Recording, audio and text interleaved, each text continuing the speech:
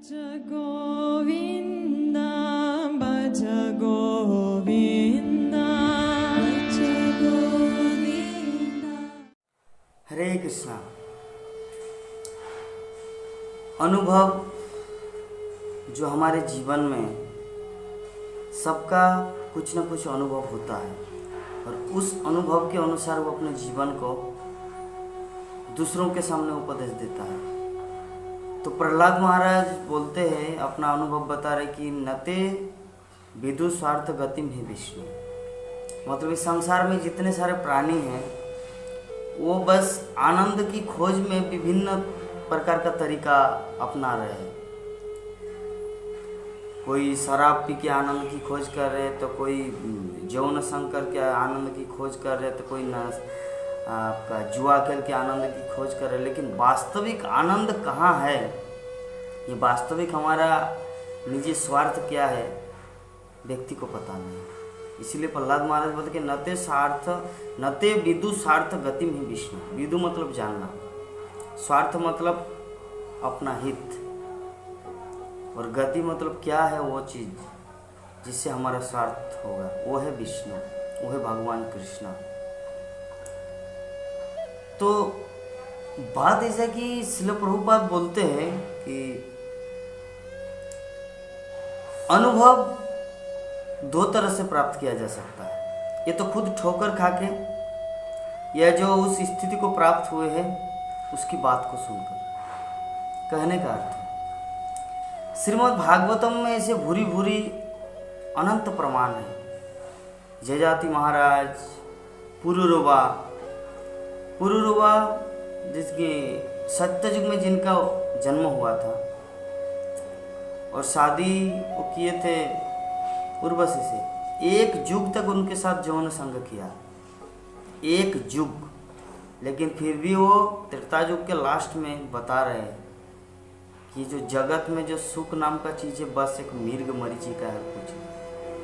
साधारण हम सब इस संसार में जो भटक रहे हैं, कोई गरीब परिवार में जन्म लिया है, तो कोई धनी परिवार में जन्म लिया है, तो कोई मध्यम वर्गीय परिवार में जन्म लिया। शादी करते हैं, एंजॉय करते हैं, दुख भोगते हैं, बच्चे पैदा करते हैं, मर जाते हैं। लेकिन पुरुरवा की बात कि 1 युग, सत्ययुग में जिनका जन्म हुआ था, त्रेता में भी जिंदा था, जरा सोचना है। और वो भी उनकी पत्नी कोई न इंडियन, नॉट अमेरिकन, नॉट इंग्लैंडियन, न रशियन, न एनीथिंग। उसका जो पत्नी थी वो थी स्वर्ग की अप्सरा उर्वशी।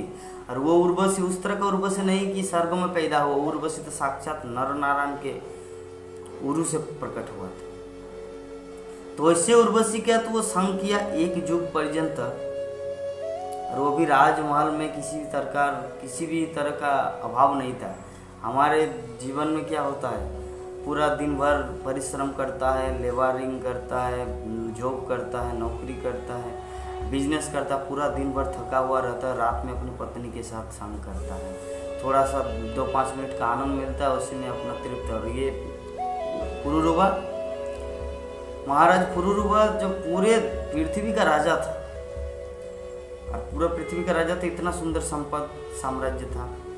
और उर्वशी जैसी पत्नी थी जो स्वर्ग की शोभा, मेनका से भी बढ़कर, तिलोत्तमा से भी बढ़कर उनकी पत्नी के रूप में थी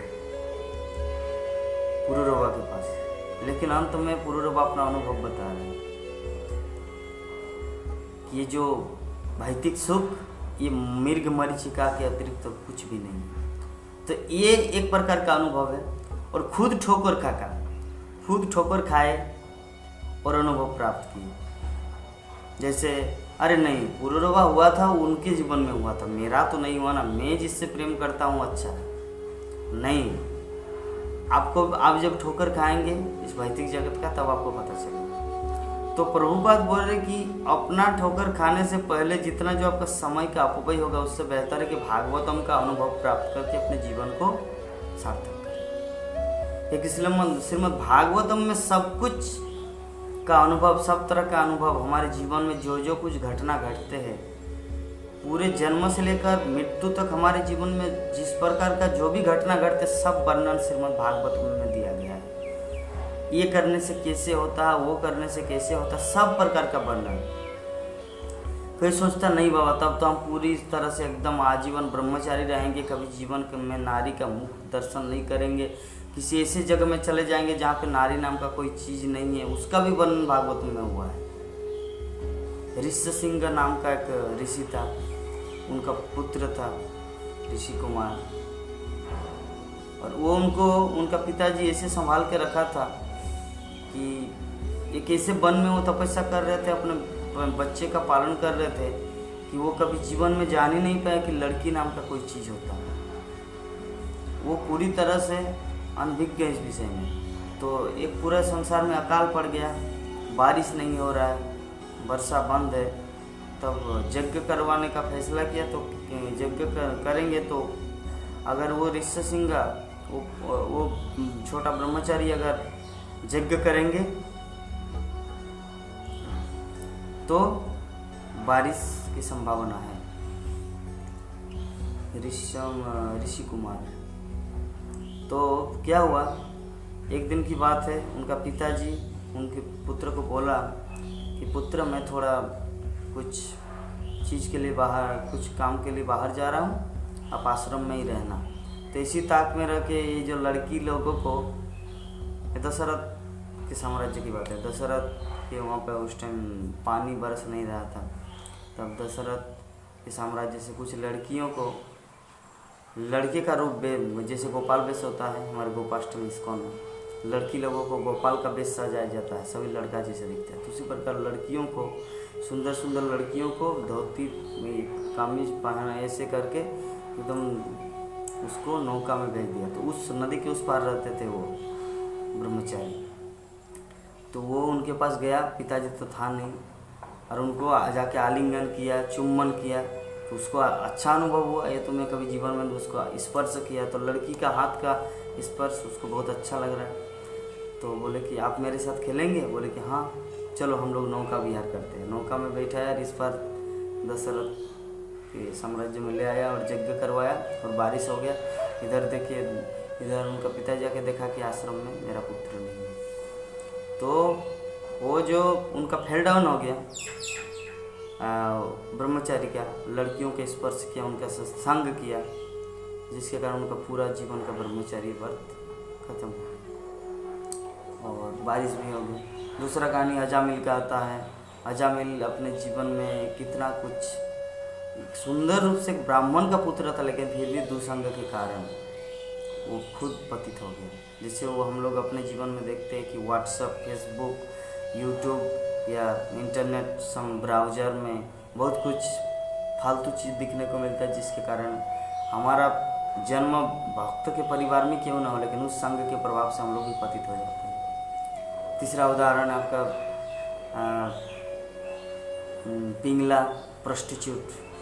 ये प्रोस्टिट्यूट जो पूरा दिन भर अपने ग्राहकों की प्रतीक्षा करते रहे, फिर अंत में जब उन्होंने देखा कि सुबह 7 बजे से लेकर रात के 12 बजे तक कोई आया नहीं, इतना दुखी हो गया, इतना दुखी हो गया, उसके मन में वैराग्य हो गया। और उसी वैराग्य के कारण उन्होंने अपना मंतव्य, अपना अनुभव बताया कि अगर अरे साधारण देवता तक अपने अनुयायियों को, अपने पूजकों को, उपासकों को पूर्ण तृप्ति नहीं दे सकते, तो साधारण मनुष्य एक दूसरे मनुष्य को कैसे तृप्ति करा सकते हैं।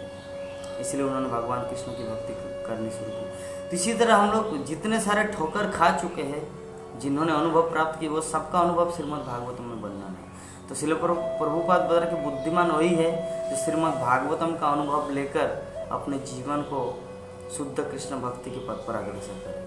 और अगर अपने ठोकर खाते खाते तो पूरा जीवन लग जाएगा, 60-70 वर्ष का जिंदगी है, पता नहीं कृष्ण भक्ति कर पाएंगे। इसलिए भागवतम का अध्ययन कीजिए, भागवतम का स्टडी कीजिए और ज्ञान और अनुभव प्राप्त करके अपने जीवन को शुद्ध भक्ति में प्रविष्ट कराइए। हरे कृष्ण कृष्ण कृष्ण हरे हरे, हरे राम राम राम हरे हरे। जय जगत गुरु श्रील प्रभुपाद की।